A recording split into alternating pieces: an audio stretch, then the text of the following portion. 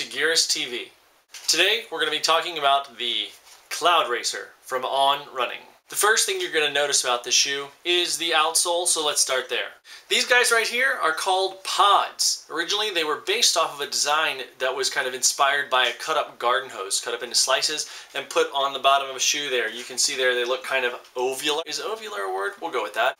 The purpose of these pods is to provide cushion when the foot lands on the ground, but then compress and provide a firm surface so that the foot has something nice and hard to push off of when it leaves the ground. It's not meant to act as a spring, and it does it very well. When weight is loaded onto these pods, as you can see here, I'll try to show you in the camera, they do compress, they provide cushioning up front, but then there's a nice firm surface underfoot from which to push off. Also in the outsole, you'll notice that the pods on the heel are heavier in gauge, kind of a thicker rubber, than they are in the forefoot.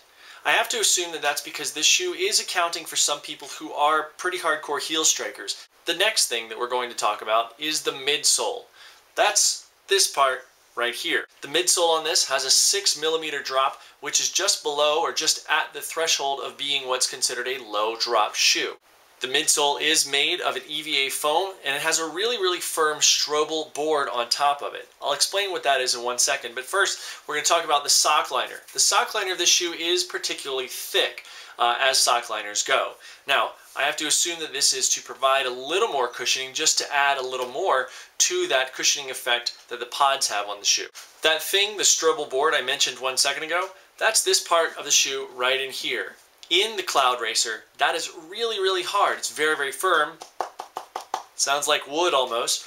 And what it does for me is it provided a nice firm place for my foot to sit as it felt the ground and then pushed off the ground. It wasn't super cushy foam which my foot kind of sinks into. Rather, it's that nice firm surface that I like. Another thing to mention about the Strobel board is that even though it's really stiff, and if you like that, it's great, it doesn't compromise the flexibility of the shoe, as you can see here. The next thing we're going to talk about on the On Running Cloudracer is the upper. As you can see here, you can probably see my finger through it, super breathable, super lightweight, just a really nice, very minimal piece of upper there that gets out of your way. It doesn't really affect the foot very much. I did a little bit of barefoot running in these and didn't have any problems. My feet do tend to be pretty sensitive when it comes to running barefoot, and for the short run, I did not do super long run, but probably about 4 or 5 miles. The short run that I did in these barefoot, I didn't really have any problems. The tongue, as you can see here, is made of kind of a faux suede, super supple and soft, and backed with a nice soft mesh. Then inside, you've got all the strapping, and I'll hold that up to the camera really quickly. The strapping for the shoe is internal, but the stitching is outside. So you can see the straps here, okay? All those straps sit on the inside and are made of a soft material that really doesn't annoy the foot very much. So that was a nice part for the barefoot running. Also in the upper, you have some nice reflective elements for some darker runs. You have this reflective element here, as well as on each side, and then the tongue as well. Those are all going to provide nice visibility for if you decide to go running and it's a little bit dark outside. Coming in at 9.3 ounces, this shoe is a little bit heavy for a traditional racing flat. Now, because the rest of the shoe, the upper, the midsole and everything, is so light, I have to assume that that extra weight comes from the outsole. The outsole being a heavier gauge rubber in the heel, as I mentioned earlier, and then a lighter gauge rubber up front.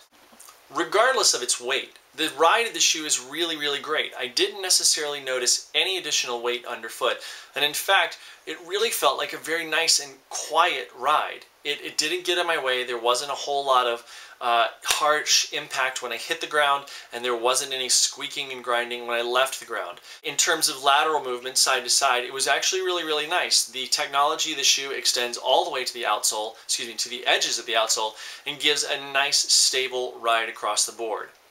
Also with the ride of the shoe, I have to say once again that this Strobel board being so hard, I really enjoyed that. It gave such a firm ground feel and really let you feel what was going on underfoot. It didn't try to get in your way, and it didn't dampen your sense of what was going on the ground by being super soft. Overall, I really enjoyed running in the Cloudracer by On Running. One of the things that I think some people might be a little bit surprised by is they're going to look at the shoe and expect it to have a huge amount of cushioning and or a little bit of spring popping off of the foot. And that is not the way that this is meant to work. Again, these pods are meant to land on the ground, compress, and be out of the way so you have a firm surface to push on. In that sense, it works exactly as advertised. If you're expecting a huge amount of cushioning, in the forefoot especially, you're not necessarily going to get it. The heel has more cushioning, but the forefoot is very thin, and it's not meant to provide mass amounts of cushioning. After all, it is a racing flat. On Running does have other models. The Cloud Runner, which we will be reviewing in a few weeks, has much beefier pods, if you will, and they're thicker all around, which are going to provide a little bit more in the way of cushioning. So if you have a chance, swing on over to on-running.com and check out the other models in the On Running line. I think the biggest obstacle for people with this shoe is going to be the price tag. Coming in at $129.99, as advertised on the On Running website, it's only supposed to last about 4 to 5 marathons, so that's roughly $1 per mile.